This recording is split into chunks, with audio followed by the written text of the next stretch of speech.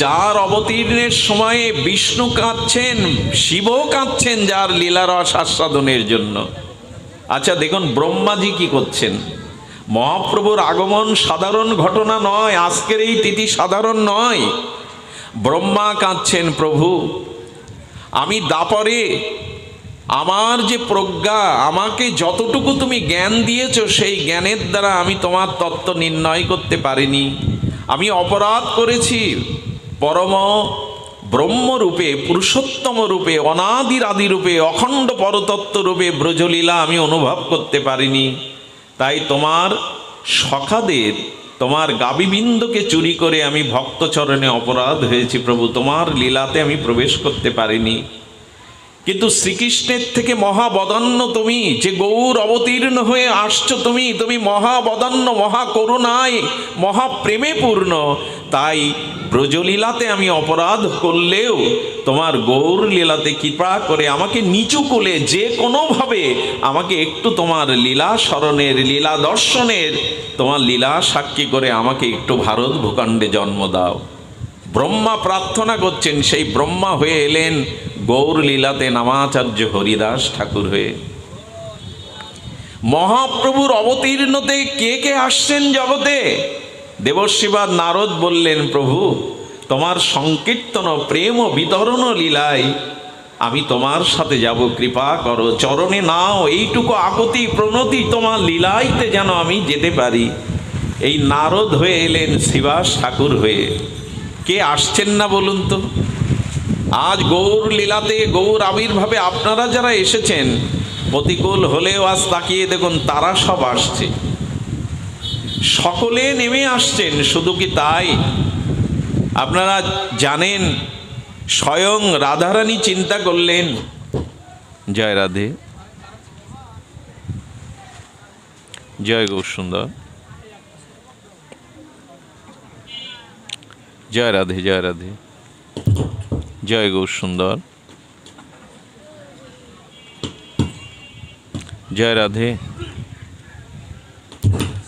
তো রাধা ঠাকুরানী চিন্তা করলেন, আমি যাকে অন্তকৃষ্ণ বাহির গৌরাঙ্গ করে সেই গোবিন্দের গ আর রাধারানীর রা গৌর করে পাঠাচ্ছেন, রাধারানী চিন্তা করলেন আমার ভাবকান্তি প্রেম দশায় যখন গৌর ধুলাই লুটাবে, তার শ্রী কোমল তপ্ত কাঞ্চন অঙ্গে কাকর ফুটবে, আমি সহ্য করতে পারবো না। তাই রাধারানী আবেশিক্ত হয়ে গদাধরের মধ্যে এলেন। প্রভু যখন সংকীর্তন প্রেমে বিহ্বল হয়ে ধুলাই লোটাবে, গদাধর এসে কোল দিতেন মহাপ্রভুর। আর স্বয়ং রাধারানী গদাধরে আবেশে এসে মহাপ্রভুকে কোল দিচ্ছেন। আর দেবতাগণ হাত তুলেছেন। দেবগণ প্রার্থনা করে বলছেন, প্রভু তুমি যদি করুণায় অবতীর্ণ হও, তুমি যদি প্রেম অবতারে যাও, তবে দেবগণ আমরা তোমার চরণে এই আকুতি প্রণতি জানাচ্ছি। ভারতবর্ষের মাটিতে আমাদের নিচু কুলে যে কোনো জায়গায় জন্ম দাও, যাতে তোমার গৌর লীলায় সংকীর্তন প্রেমানন্দে আমরা স্পর্শ করে ধন্য হতে পারি। দেবগণ প্রার্থনা করছেন। জয় রাধা মাধব, জয় রাধে, জয় গৌর সুন্দর। তো দেবগণ ভারতবর্ষের, ভারত ভূখণ্ডে নিচ শ্রেণী নিচ কুলে জন্মাতে যাচ্ছেন, যাতে গৌর লীলায় আর এই কারণ্য লীলায়, প্রেম লীলায় তারা বঞ্চিত হয় না হয়। আজ ব্রহ্মা আসছেন, বিষ্ণু আসছেন, শিব আসছেন, আজ নারদ আসছেন, দেবকুল নেমে আসছেন। এই জন্য বললেন সুরেশনং দুর্গং। আজ দেবগণেরও নিরাপদ অভয় স্থল হলো গৌর চরণ। সেই মহাপ্রভুকে আমরা কতটুকু অনুভূতি করতে পারলাম। সুরেশানাং দুর্গং, আর কি বলছেন, গতিরতি শয়ন উপনিষেদনং। ধ্যান দেওয়ার মতো যদিও অবস্থা নাই, তবু ধ্যান দিয়ে শুনুন। বেদ বেদান্ত শ্রুতিশাস্ত্র সমস্ত শাস্ত্রের আর প্রতিপাদ্য বিষয় হলেন এই শ্রীকৃষ্ণ চৈতন্য মহাপ্রভু। দেখুন বেদ ভগবান মহাপ্রভুর আবির্ভাবকে আর শ্রুতি স্মৃতি প্রমাণে নেই যে গৌর সুন্দর পূর্ণ অবতারী। বেদে একথা সূক্ষ্মভাবে বেদের শ্রুতি স্মৃতি উপনিষদে বলা আছে সূক্ষ্মভাবে। এই জন্য অনেকেই প্রশ্ন তোলেন, তোমাদের শ্রীকৃষ্ণ চৈতন্য যে অবতার, এর তো উল্লেখ নাই। 24 অবতারে বা অবতার ক্রমে তো উল্লেখ নাই, তোমরা কি করে বলছো যে শ্রীকৃষ্ণ চৈতন্য স্বয়ং অখণ্ড পরতত্ত্ব ভগবান? বলেন বেদ শ্রুতি স্মৃতি পুরাণ উপনিষদের, আর সেখানে বলেছে রসবৈষা। কেই রসবৈষা? লব্ধা নন্দী ভবতি। এই রসিক শেখর রসিকেন্দ্র মৌলি বেদের এই শ্রুতির তাৎপর্য মহাপ্রভুই। পরে সেটা গোস্বামীরা জানিয়েছেন, বেদাদি শ্রুতি শাস্ত্রের উপনিষদের প্রতিপাদ্য বিষয় হলো শ্রীকৃষ্ণ চৈতন্য। শুধু কি তাই?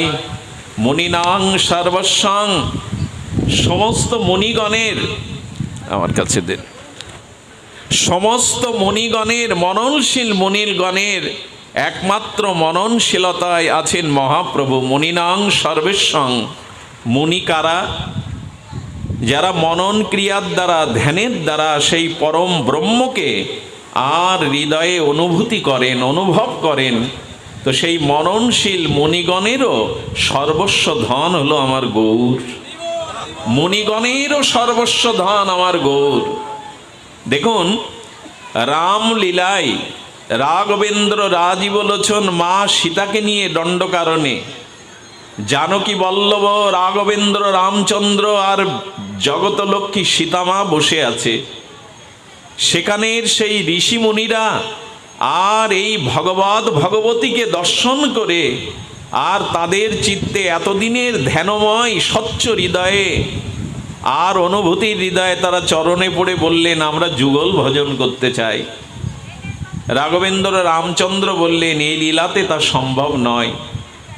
আসছে ব্রজলীলাতে বহু বল্লভ হয়ে যখন যাব, তোমরা ব্রজে জন্মগ্রহণ করে এই যুগল লীলাকে আস্বাদন করবে।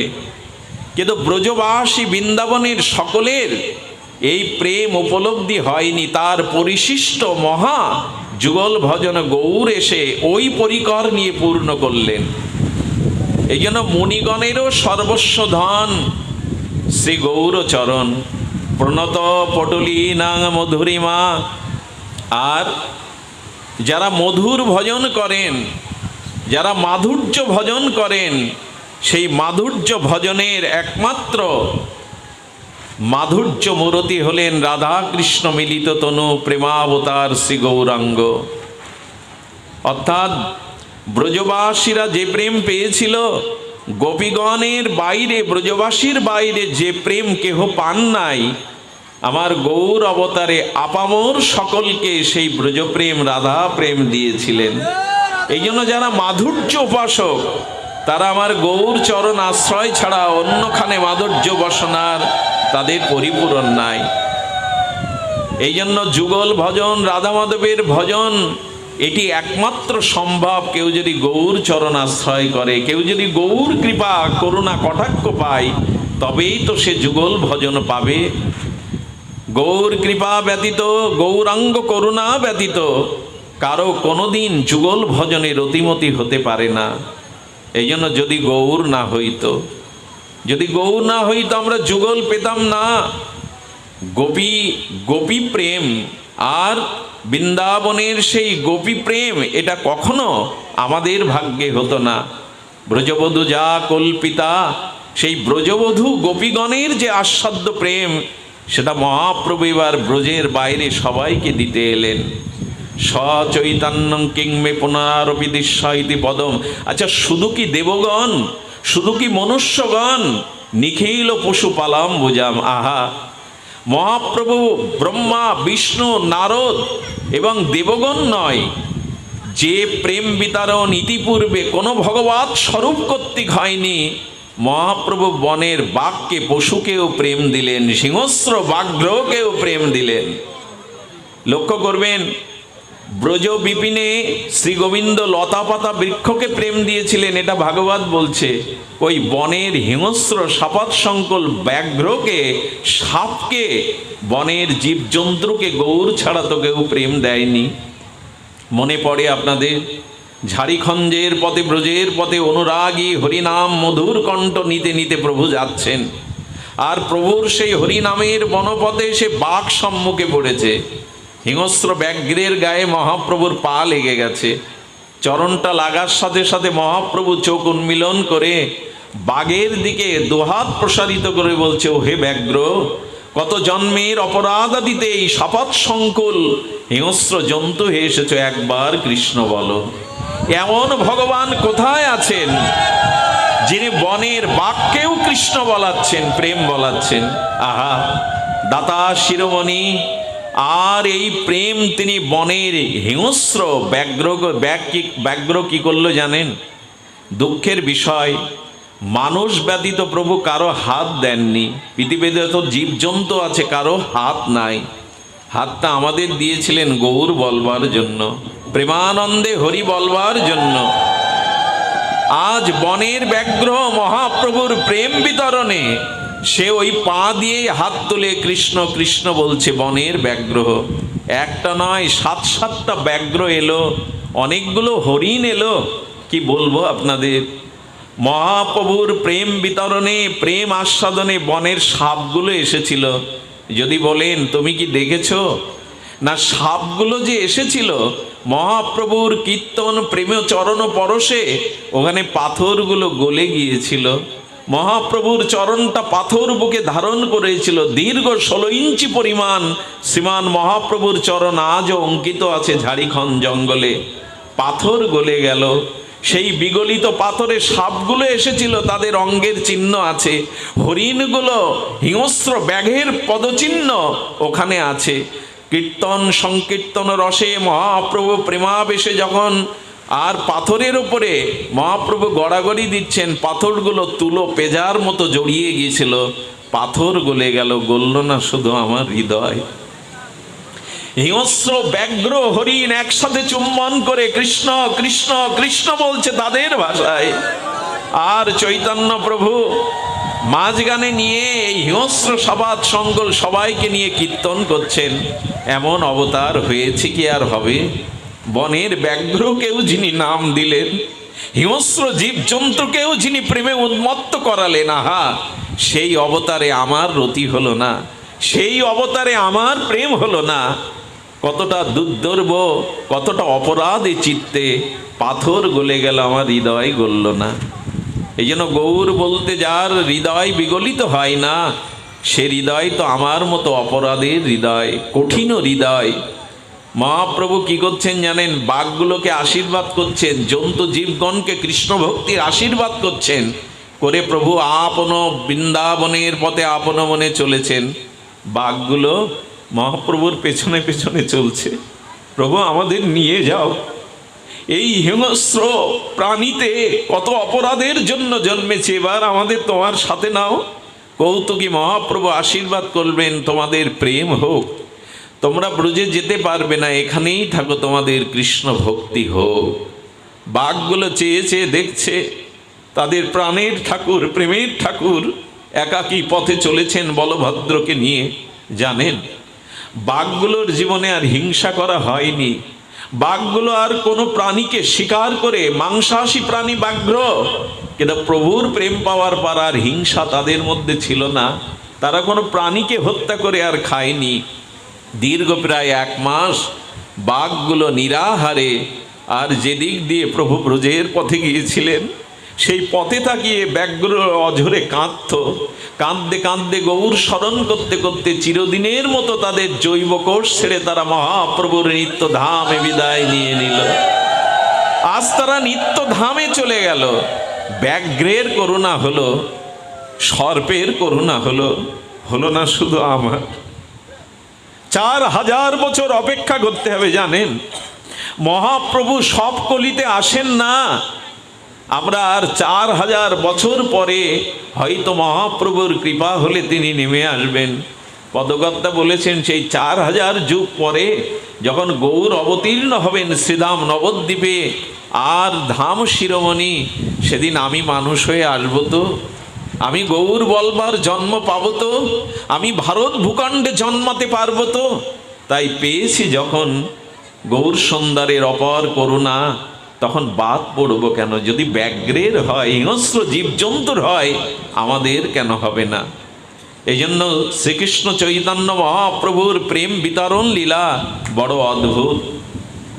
এই জন্য বলেছেন সচৈতন্যং কিংমে পুনরারপি দৃশ্যাতি পদম। জয় রাধে, জয় রাধে। গৌর সুন্দরের যা ইচ্ছা তাই হোক।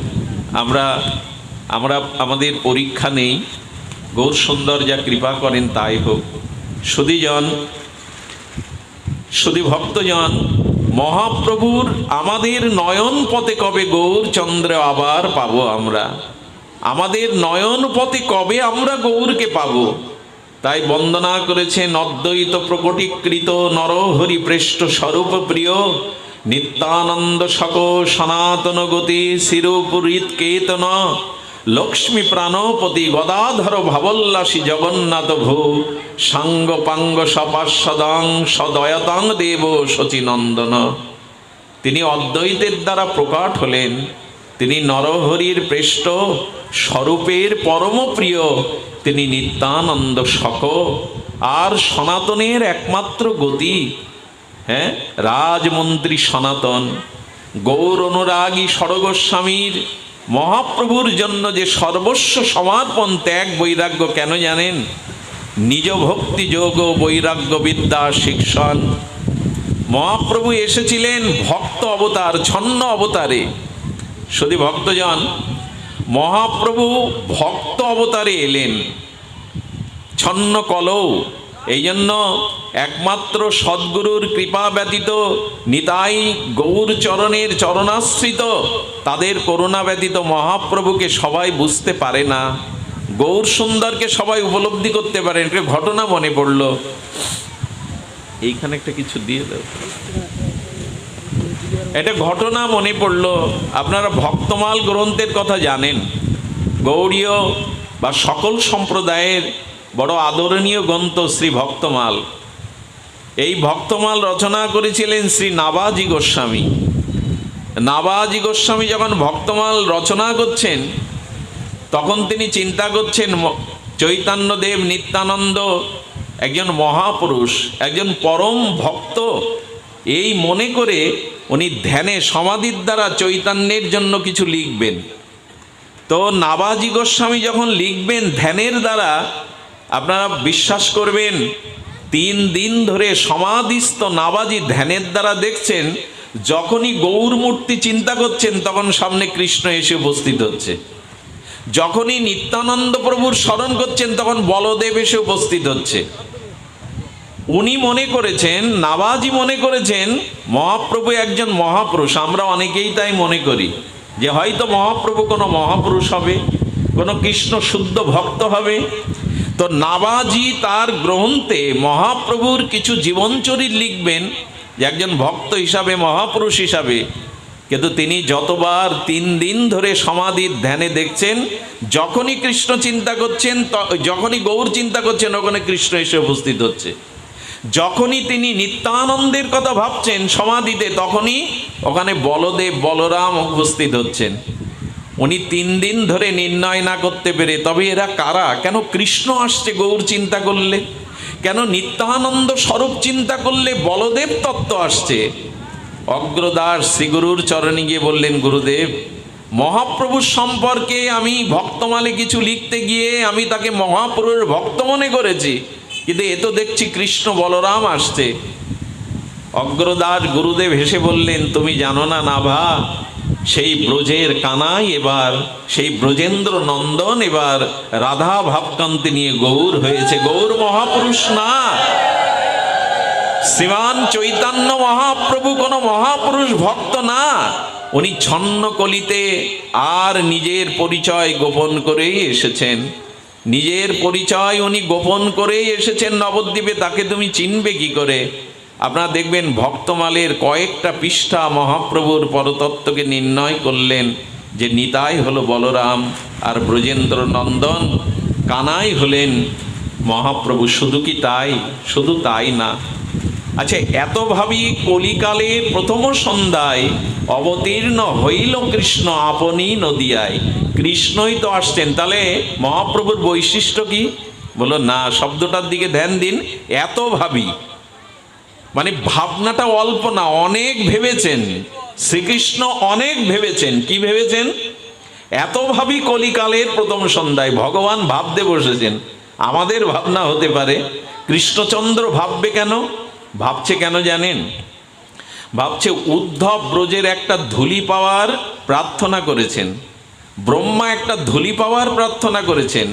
উদ্ধব আরও বলেছেন, গুগ্ন লতা হয়ে ব্রজগোপিকারা ঠাকুরানী যখন কৃষ্ণ অনুরাগে অনুরাগিনী হয়ে ব্রজের পথে ছুটবে, তখন তাদের একটা চরণ রেণু যেন আমার এই গুগ্ন লতার উপরে পড়ে। পৃথিবীতে ভক্ত নির্ণয় করেছেন আমাদের বৃহৎ ভাগবতামৃত সনাতনপদ গোস্বামী। ভক্ত যদি বলা হয় শ্রেষ্ঠ ভক্ত প্রহ্লাদ ধ্রুব, বললেন না, শ্রেষ্ঠ ভক্ত প্রহ্লাদ ধ্রুবের থেকে বলা হয়েছে ব্রহ্মা, ব্রহ্মার থেকে ভগবান শঙ্কর, শঙ্কর থেকে পঞ্চপাণ্ডব, পঞ্চম পাণ্ডব থেকে শ্রেষ্ঠ যাদবগণ। এর ব্যাখ্যা আছে আলাদা আলাদা। যাদবগণের এই প্রহ্লাদ এবং ধ্রুবের থেকে শ্রেষ্ঠ হনুমান, হনুমানের থেকে শ্রেষ্ঠ হলো ব্রহ্মা, ব্রহ্মার থেকে শ্রেষ্ঠ হলো ভগবান শঙ্কর, শঙ্করের থেকে শ্রেষ্ঠ বলেছেন পাণ্ডবরা, পাণ্ডবদের থেকে শ্রেষ্ঠ বলেছেন যাদবরা, আর যাদবদের মধ্যে শ্রেষ্ঠ হলো ভক্তরাজ উদ্ধব। সেই উদ্ধব পর্যন্ত ব্রজগোপিকার একটা রেণু পাওয়ার জন্য বৃন্দাবনে ঔষধি গুগ্ন লতা হয়ে জন্মাতে চেয়েছেন। কৃষ্ণচন্দ্র চিন্তা করছেন, গোপীদের চরণ রেণুতে কি আছে যে ব্রহ্মা ব্রজের ধূলি হতে চাচ্ছে? আচ্ছা, কি এমন ব্রজ গোপিকাদের চরণের ধুলিতে, ব্রজের ধুলিতে মহিমা আছে যে উদ্ধব এই ধুলি হতে চাচ্ছে, গুগ্নলতা চাচ্ছে? গোবিন্দ চিন্তা করলেন, রাধা প্রেম কি রূপ আমার তো জানা হয়নি। কি বলেছেন মহাজন? না, বলেছেন রাধা প্রেম, গোপী প্রেম কেমন এটা স্বয়ং ব্রজেন্দ্র নন্দন ভগবানেরও জানা হয়নি। শ্রী রাধায় প্রণয় মহিমা কৃতিশ, গোবিন্দের মনে জাগলো রাধার মাদন মহাভাবটা কেমন, এটা আমি গোবিন্দ আমি জানতে পারিনি। আচ্ছা, স্বয়ং ভগবান জানবে না এমন কিছু আছে? বলে আছে। রাধারানীর মাদনাক্য মহাভাব স্বয়ং ভগবানেরও জানার সাধ্য নেই। সেই মিলনে বিরহে বিরহে আনন্দের স্ফূর্তি মাদন মহাভাব স্বয়ং কৃষ্ণচন্দ্র জানেননি। কেন জানেন? গৌর কথা কোনো সাধারণ নয়, এই জন্য একটু তত্ত্বের দ্বারা নিরূপণ করতে হয়। সেইটি হলো যে আশ্রয় তত্ত্ব এবং বিষয় তত্ত্ব না জানলে আমরা গৌরচন্দ্রকে বুঝতে পারবো না। দেখুন, আশ্রয় তত্ত্বে যে সুখ আছে বিষয়ে তা নাই। যেমন দেখুন, তৃষ্ণাটা জলটা হলো বিষয় আর তৃষ্ণাটা হলো আশ্রয়। পৃথিবীতে সবখানে জল আছে, তাতে কি হয় যদি তৃষ্ণা না থাকে? জলের মহিমা তো তৃষ্ণার কারণে, তৃষ্ণা না থাকলে জলের মহিমা থাকে কি? আচ্ছা, মা হলো আশ্রয়, সন্তান হলো বিষয়। যদি মাই না থাকে, তবে মা যদি গর্ভে ধারণ না করে তো বিষয়রূপ সন্তান পাবে কি করে? এখানে মা আশ্রয় আর সন্তান হলো বিষয়। এখানে অন্ধ হলো বিষয় আর যষ্টি লাঠিটা হলো আশ্রয়। অন্ধ ব্যক্তিও বাজার পর্যন্ত যেতে পারে যদি হাতে একটা যষ্টি থাকে। অর্থাৎ আশ্রয় তত্ত্বে যে সুখ আছে বিষয়ে তা নাই। যেমন মাতৃত্বে কি সুখ আছে এটা কোনো পুরুষ জগতে কোনো দিন বুঝতে পারবেন। একটা দৃষ্টান্ত দেই। সন্তান বহুদিন পর বিদেশ থেকে বাড়ি এসেছে। মা বাৎসল্যময়ী সন্তানের উপাদেয় খাদ্যগুলো রান্না করে অপেক্ষা করছে, আমার হাতে আজকে পাবে ওর প্রিয় এই খাদ্যগুলো। সন্তান বন্ধুবান্ধব পেয়ে আনন্দে ভুলে গেছে, রাত 1টা বেজে গেছে, মা ঘুমাচ্ছে না, নানা আশঙ্কা চিন্তায় আর পায়চারি করছে, ঘুমাচ্ছে না, বড় ব্যাকুল হয়ে গেছে। সন্তান যখন গৃহে ফিরে এলো, মা জড়িয়ে ধরে কেঁদে ফেলেছে। কোথায় গিয়েছিলি খোকা? মাকে এত কষ্ট দেয়, প্রতীক্ষায় আমি তোর জন্য কত ব্যাকুল হয়েছিলাম। মার চোখের জল মুছিয়ে খোকা বলছেন, মা আমি আর ছোট খোকা নেই, আমি তো অনেক বড় হয়ে গেছি মা, আমি বিশ্ববিদ্যালয়ে পড়ি। আচ্ছা, আমার ফেরার জন্য তোমার চিত্তে কি ব্যাকুলতা হচ্ছিল আমাকে একটু বলো তো। সন্তান কি বুঝতে পারবে সন্তান ফেরার জন্য মায়ের মনে কি ব্যাকুলতা বুকেছিল? এটা বোঝানো যাবে? বোঝানো যাবে না। তেমন রাধারানীর যে প্রণয়, রাধা প্রেম, এইটা কৃষ্ণ কখনো বুঝতে পারবে না, কারণ শ্রীকৃষ্ণ আশ্রয় তত্ত্বে আছে আর রাধারানী আছেন, শ্রীকৃষ্ণ বিষয় তত্ত্বে আর রাধারানী আছেন আশ্রয় তত্ত্ব। যতদিন বিষয় আশ্রয় তত্ত্ব না আসবে, আচ্ছা পুরুষ হাজার চেষ্টা করলে গর্ভে ধারণ করতে পারবে মাতৃত্ব? ওকে কোনো জন্ম নারী হতে হবে, নারী হয়ে আর স্ত্রী ধর্ম পালনে হয়তো গর্ভে সন্তান সে ধারণ করতে পারে। পুরুষ কখনো চাইলে মা হতে পারবে না, সন্তান কখনো মায়ের অনুভূতি, অপেক্ষার অনুভূতি বুঝতে পারবে না। আমার কৃষ্ণ ভগবান বিষয় তত্ত্বের একই অবস্থা। রাধারানী কৃষ্ণ বলে কি সুখ পায়, আমার বিরহে রাধারানীর কি আনন্দ হয় আমি জানি না। আমাকে যদি রাধা ভাব আস্বাদন করতে হয়, রাধা প্রেম আস্বাদন করতে হয়, তবে আমাকে রাধা হতে হবে। কৃষ্ণ হলে, বিষয়ে থাকলে আমি উপলব্ধি করতে পারবো না। এই জন্য কৃষ্ণচন্দ্রেরও জানা নেই সে রাধায় প্রণয় মহিমা ক্রীডিস। রাধারানীর প্রণয়টা কেমন, মাদনাক্য ভাব কেমন জানা নেই। তিনি সমস্ত শাস্ত্রকে ডাকলেন, স্বয়ং ভগবান তো সব শাস্ত্র মূর্তি হয়ে এলো, ভাগবত এলো, বেদ এলো, উপনিষদ এলো, পুরাণ এলো। গোবিন্দ জিজ্ঞাসা করছেন শাস্ত্রের কাছে, তোমরা বলো আমি আশ্রয় তত্ত্ব রাধারানীর মাদন ভাব কিভাবে লাভ করতে পারবো? শাস্ত্র তখন বললেন, বিশেষ করে ভাগবত জি গিয়ে এসে বললেন, তুমি যদি ভক্ত হতে চাও, অর্থাৎ তুমি যদি আশ্রয় তত্ত্বে রাধার কিদিশ মহিমা জানতে চাও, তাহলে ভগবানত্ব ছেড়ে তোমাকে ভক্ত হতে হবে। ভক্ত না হলে তুমি এই আশ্রয় তত্ত্ব, ভক্ত তত্ত্বে না এলে তুমি উপলব্ধি করতে পারবে না কৃষ্ণ বলে কাঁদার মধ্যে কি আনন্দ আছে, কৃষ্ণ বিরহে কি আনন্দ আছে। আর শুনুন, বিপ্রলম্ব রসটা রাধারানী উপভোগ করেছিলেন, কৃষ্ণচন্দ্র বিপ্রলম্ব রস আস্বাদন করতে পারেননি। তাই তখন ভাগবত বললেন, প্রভু তুমি যদি ভক্ত হতে চাও তাহলে উপায় কি? ভক্ত হওয়া তোমার ইচ্ছায় নির্ভর করে না। কোনো ভক্ত যদি তার চরণ ধুলি তুমি মাখতে পারো, অঙ্গ সিক্ত করতে পারো, ভক্তের চরণ ধুলিতেই তুমি ভক্ত রূপ পরিগ্রহ করতে পারবে, এছাড়া কোনো উপায় নাই। এই জন্য কৃষ্ণচন্দ্র ভগবান আর দেখলেন জগতে ভক্ত শ্রেষ্ঠকে, রাধারানীর থেকে ভক্ত তো কেউ নেই। রাধারানীর মতো প্রেম বিবহলতা বিরহত কারো নেই। তাই ললিতা বিশাখাকে সাথী করে আর গোবিন্দ রাধারানীর চরণ ধুলি চাইলেন। সেই চরণ ধুলি রাধারানীর কৃপায় যখন বিন্দু বিন্দু ওই কালো অঙ্গে এসে পড়তে লাগলো, রাধারানীর অনুরাগীর প্রেম ও চরণ ধুলি কণা গোবিন্দের গাটাকে ঢেকে দিয়ে ভেতরে কৃষ্ণকে নিয়ে বাইরে গৌরাঙ্গ তপ্ত কাঞ্চন রূপ দিয়ে রাধা ভাব দিয়ে দিল, রাধা ভাব দিয়ে দিল। আজকে যেমন হোলির রঙে কেউ যদি রাঙিয়ে যায় তাকে দূর থেকে সকলে চিনতে পারবে না কে, তেমন রাধারানীর প্রেম অনুরাগিনীর প্রেম ধুলাতে গোবিন্দের কালো অঙ্গটা ভেতরে গিয়ে অন্ত কৃষ্ণ, বাইরে রাধা ভাবকান্তি নিয়ে গৌর হয়ে এলেন। কে চিনবে তাকে? রাধারানী আচ্ছাদন দিয়ে দিলেন ভাবকান্তি দিয়ে। এই জন্য গৌরচন্দ্রকে আমরা সবাই নিরূপণ করতে পারিনি, সবাই জানতে পারিনি। ভাগ্য আমাদের যারা শ্রীগুরু পদ্ম কৃপায় গৌর অনুরাগী।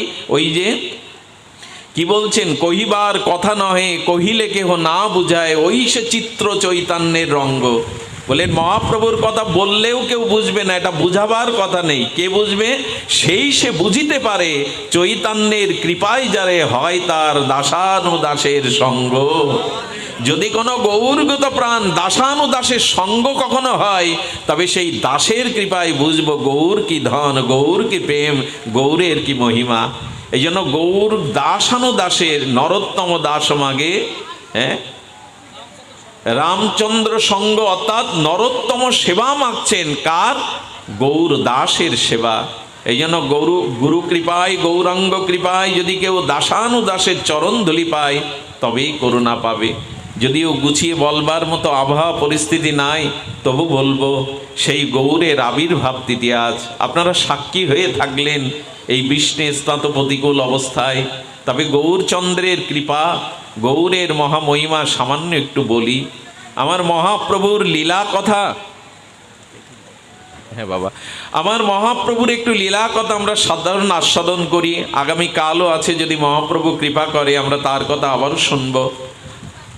আবহাওয়া কেটে যাবে আর এই দুর্যোগও কেটে যাবে, কিন্তু যেদিন কৃষ্ণ কথা শোনা হলো না ওই দিনটা আর ফিরে পাওয়া যাবে না।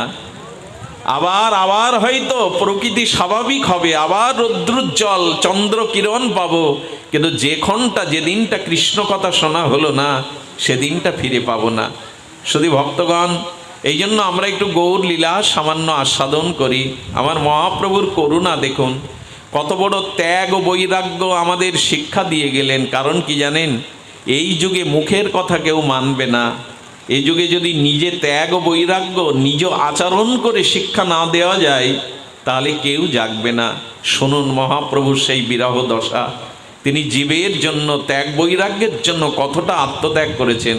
আপনাদের মনে আছে, নিমাই পণ্ডিত, দিগ্বিজয়ী পণ্ডিত, নিমাইয়ের সামনে কোনো পণ্ডিতরা যেত না, এত তর্কবিদ ছিলেন, এত তর্ক করতেন আর পণ্ডিতদের ডেকে ডেকে পরাস্ত করতেন। সেই নিমাই মাকে বলল, প্রিয়াজিকে বলল, মা আমি গয়ায় যাব। এই লীলাটি একটু মন দিয়ে শুনতে হবে। সেই গয়া ধামের থেকে ফিরে মহাপ্রভুর যে দশা, সেটা বর্ণনার ভাষা নেই। আগের নিমাই আর নেই, আগের সেই চঞ্চলতা আর নেই। কি করে জানেন, কারোর সাথে কথা বলে না, আর গঙ্গাদাস পণ্ডিতের তোলে ছাত্রদের শিক্ষা দিতেও যায় না। ঘরের মধ্যে ডুবরে ডুবরে নিমাই কাঁদে। বিষ্ণুপ্রিয়া দেখেন, মহাপ্রভু বিছানায় শয্যায় না থেকে ঘরের মেঝেতে কাঁদতে কাঁদতে মাটিগুলো নখ দিয়ে খোঁড়েন, বিড় বিড় করে কি বলে।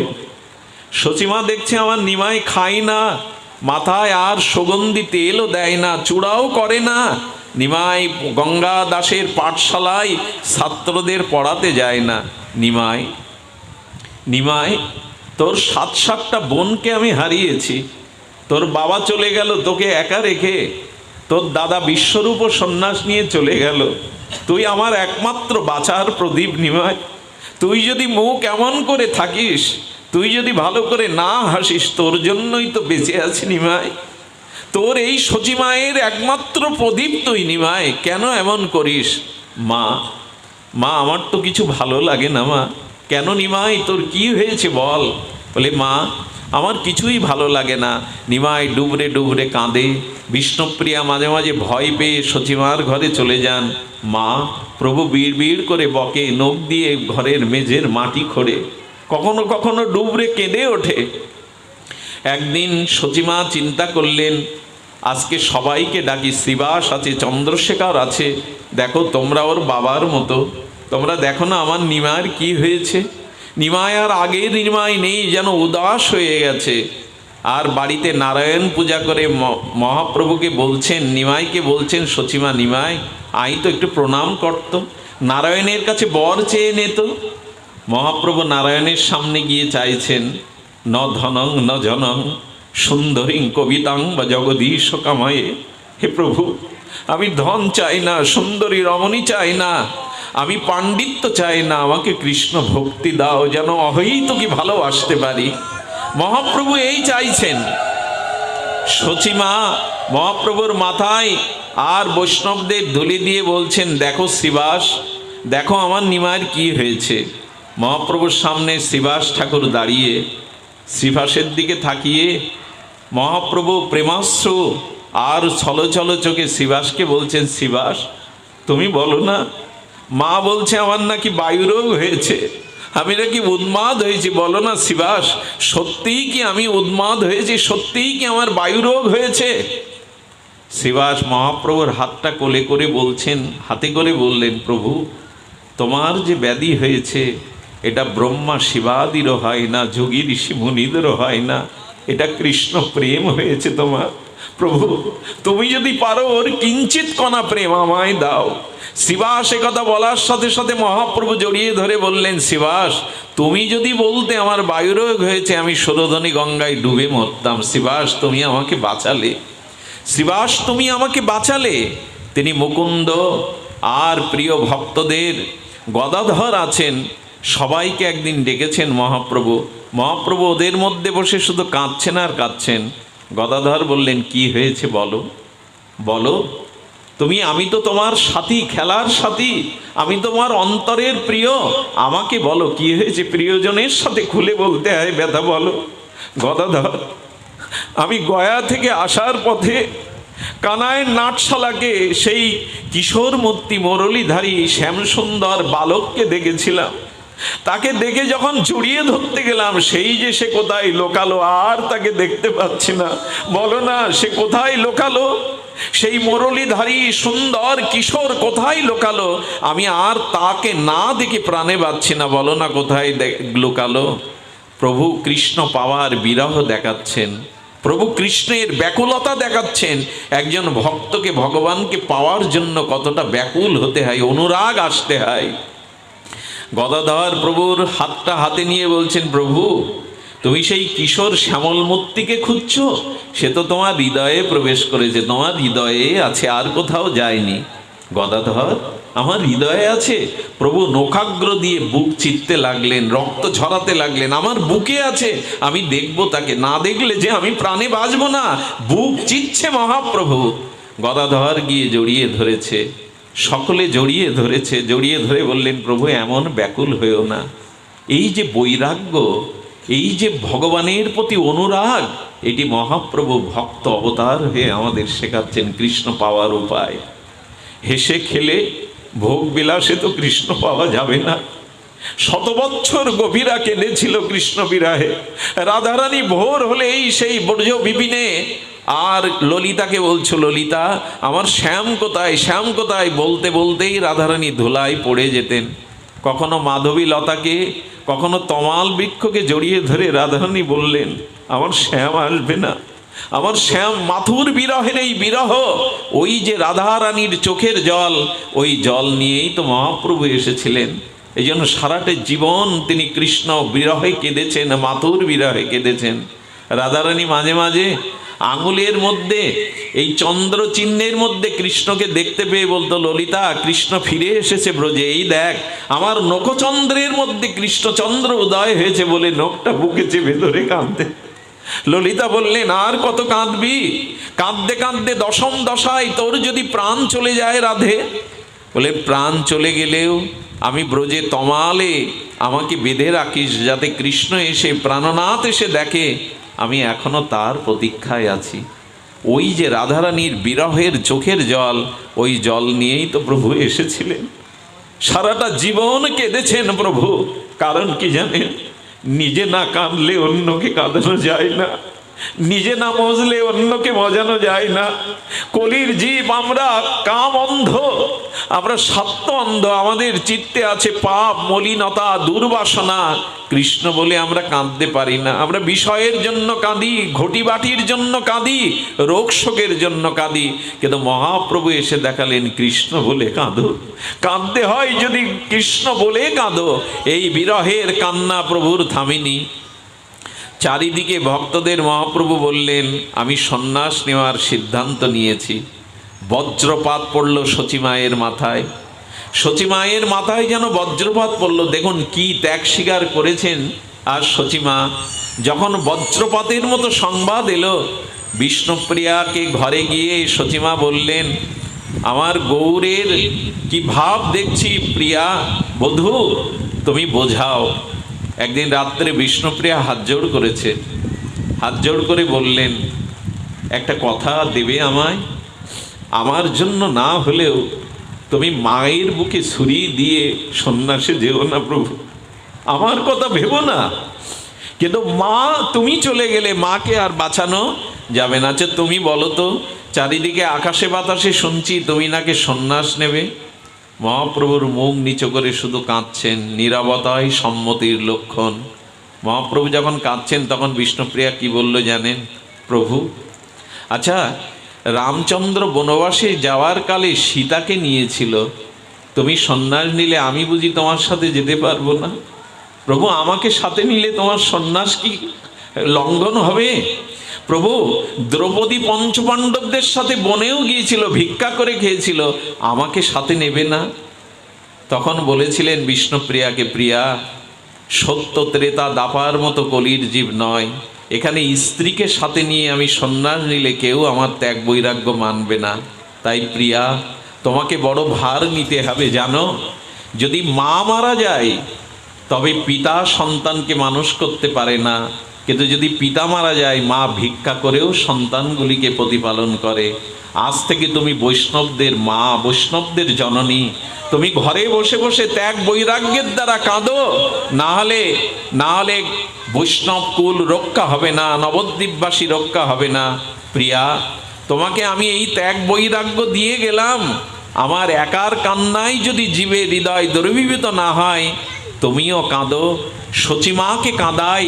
এই তিনজনের কান্না একত্রিত হয়ে যদি জীব কৃষ্ণ বলে কাঁদে, ভগবান বলে কাঁদে।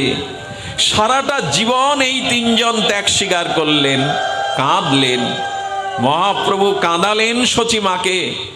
একদিন সচিমা নিমাইকে বলছেন, নিমাই সত্য করে বল, আমার জীবন প্রদীপ নিবিয়ে তুই সন্ন্যাস নিবি কিনা।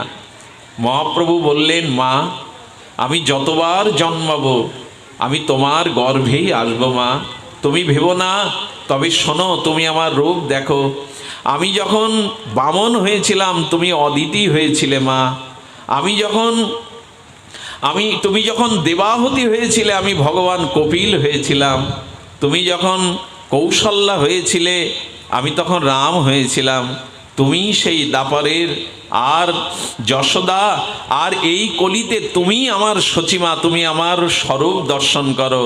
মহাপ্রভু যখন দেখালেন সেই ভগবৎ স্বরূপ, তখন সচিমা চিনলেন। আমি আমার পেটের সন্তান মনে করেছিলাম নিমাই। নিমাই তো শুধু আমার সন্তান নয়, নিমাই পরম ব্রহ্ম, নিমাই স্বয়ং ভগবান। নিমাই তুই স্বয়ং ভগবান। তখনই নিমাই মাকে বলেছিল, মা সংসারের আরতি করো না, পুত্রকন্যার আরতি করো না, আরতি করো কৃষ্ণের মা।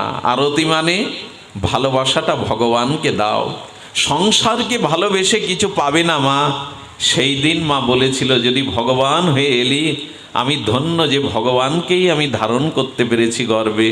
তবে নিমাই আজ আমি তোকে অনুমতি দিলাম, যা সন্ন্যাস গ্রহণ করে জীবকে কৃষ্ণ প্রেম বিতরণ কর। এই যে ত্যাগ, এই যে বৈরাগ্য, এটি একমাত্র মহাপ্রভুর চরিত্রে পায়। তাই করুণাময় গৌরনিধি, কারুণ্যের গৌরনিধি হেন অবতার আর হবে না। গৌর অবতার সর্ব অবতারেরও সার। কলি ঘোর তিমিরে গরসল জগজন ধর্ম কর্মর হুদূর। অসাধনে বিধি, অসাধনে চিন্তামণি বিধি মিলাইল আনি। গোড়া বড় দয়ার ঠাকুর, এমন দয়ার ঠাকুর, এমন করুণার ঠাকুর আর হবে না, হতে পারে না। তাই আজ গৌর পূর্ণিমার দিনে আমরা এই সংকল্প করি, যেন গৌর চরণই আমাদের আশ্রয় হয়, যেন গৌর শরণ আমাদের একমাত্র শরণ হয়। কারণ আমরা কখনো রাধা মাধবের যুগল রতি বুঝবো না ব্রজপ্রীতি, যদি গৌর চরণে আমাদের আকতি না হয়।